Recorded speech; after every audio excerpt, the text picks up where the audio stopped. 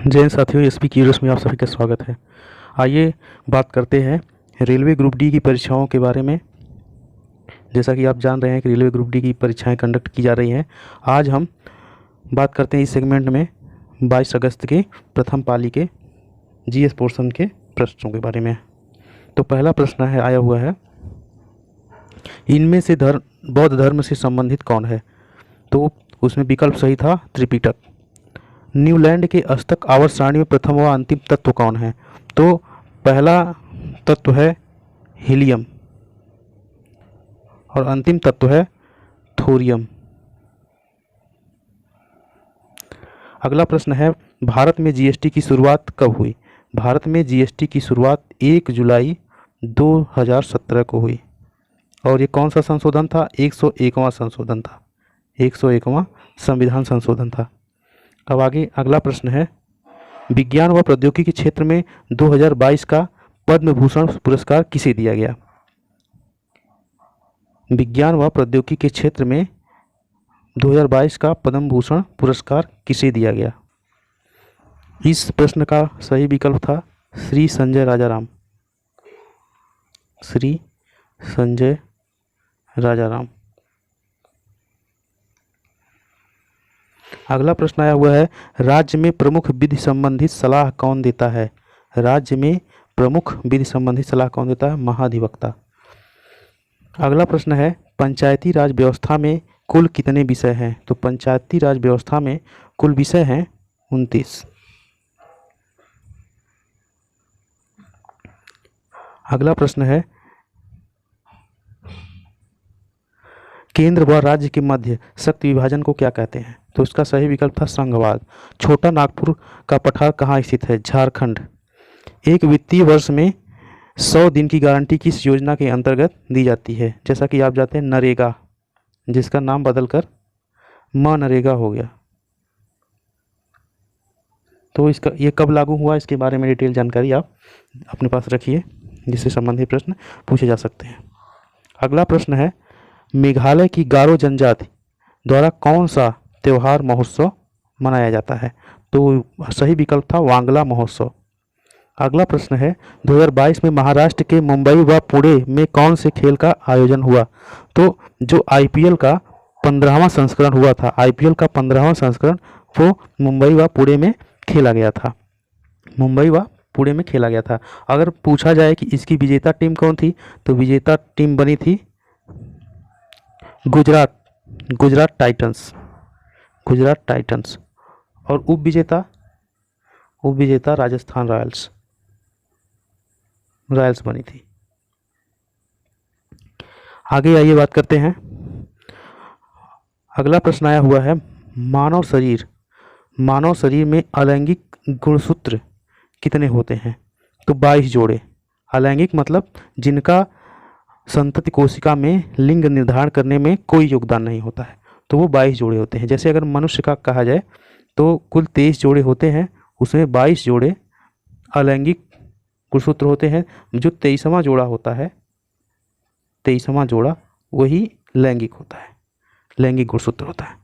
अगला प्रश्न है, अगर वोल्टेज 5 वाट है, करंट 2.5 मिली एम्पियर है, तो प्रतिरोध कितना होगा? तो इसको इस सूत्र के आधार पे हम लगाते हैं V बराबर आई आर। तो अगर यहाँ हम इस प्रश्न को हल करते हैं तो I हमें निकालना है, R निकालना है, तो R बराबर V बटे आई। तो वोल्टेज आपका 5 वाट है और आपका I कितना है? 2.5। ये मिली है तो ये ऊपर कितने में गुणा हो जाएगा आपका? 1000 से, तो आ जाएगा आपका उत्तर 2000 ओम। ये इसका सही आंसर था। अगला प्रश्न है, कोई तार जिसका प्रतिरोध 100 ओम है, अगर उस तार को मोड़कर वृत्त बना दिया जाता है तब उसके व्यास पर कितना प्रतिरोध होगा? तो इसके बारे में आइए बात करते हैं। अगर कोई तार है जिसका प्रतिरोध 100 ओम है, मान लिया कि तार की लंबाई इतना है। अगर उसको वृत्ताकार तरीके से बनाया जाता है तो उसका व्यास जो है, व्यास के दोनों ओर 50-50 ओम का प्रतिरोध कार्य करेगा। 50-50 ओम का प्रतिरोध काम करेगा। ऐसे में ये समानांतर श्रेणी में हो जाता है। तो इसको अगर हल करेंगे तो 1/50 + 1/50 इक्वल टू 2/50। तो इसको हल करेंगे तो आएगा 1/25, उत्तर आएगा 25 ओम। अगला प्रश्न है, दो माध्यम दिया है, माध्यम में प्रकाश की चाल, माध्यम ए में प्रकाश की चाल 2 × 10⁸ मीटर/सेकंड² है। माध्यम बी में प्रकाश की चाल दिया था 2.5 × 10⁸ मीटर/सेकंड। तो पूछ रहा है ए का अपवर्तनांक बी की तुलना में कितना होता है। तो सूत्र ये सीधा सीधा है, जो म्यू बराबर बी में चाल अपॉन ए में चाल, जिसे आप सापेक्ष ज्ञात किया जाता है उसको नीचे रख करके हल करते हैं। तो 2.5 × 10⁸ और 2 × 10⁸ तो हल करेंगे आप तो कितना आएगा 1.25। ये सही आंसर था 1.25। आइए अब अगले प्रश्नों पे चलते हैं। अगला प्रश्न है, अगर अपवर्तनांक 1.5 है तो उसमें प्रकाश की चाल क्या होगी। अगर अपवर्तनांक 1.5 है तो उसमें प्रकाश की चाल क्या होगी। तो इसका सूत्र होता है निर्वात में प्रकाश की चाल अपॉन माध्यम में प्रकाश की चाल।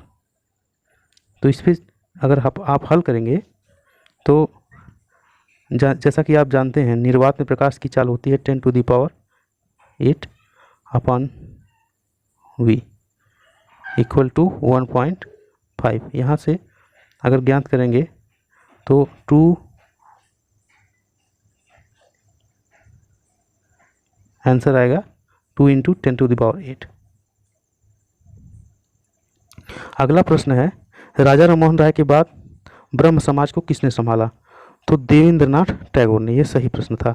अगला प्रश्न आया है, उत्तल लेंस में वस्तु 2f है पे रखी है तो उसका आवर्धन क्या होगा।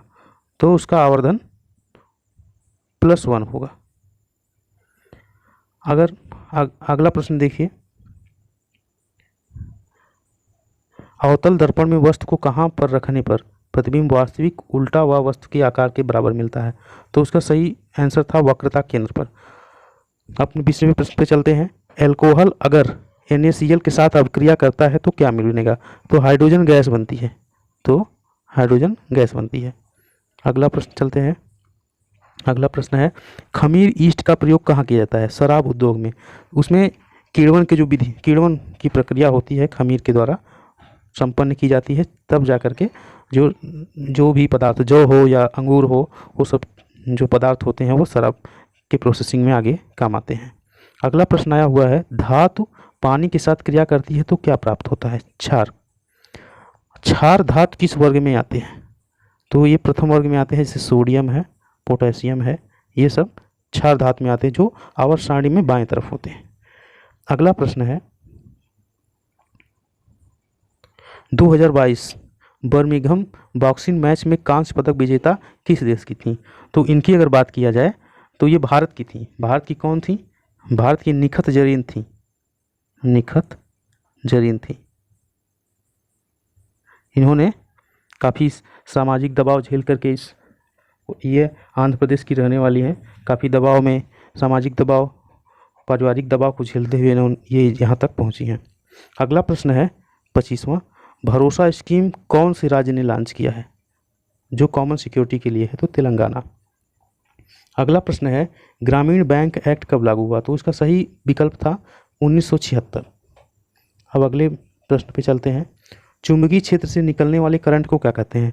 देखिए अगर बात करें तो देखिए कहीं पूछ ले रहा है कि AC जनरेटर में किस प्रकार से विद्युत उत्पन्न की जाती है। जैसे 18-19 तारीख में आया था कि जो AC जनरेटर होता है उसमें किस विधि से विद्युत उत्पन्न की जाती है। तो वो विद्युत विद्युत चुम्बकीय प्रेरण। यही यहाँ पे देखिए उसी सेक्शन से है प्रश्न कि चुंबकीय क्षेत्र से निकलने वाले करंट को क्या कहते हैं, तो विद्युत चुम्बकीय प्रेरण।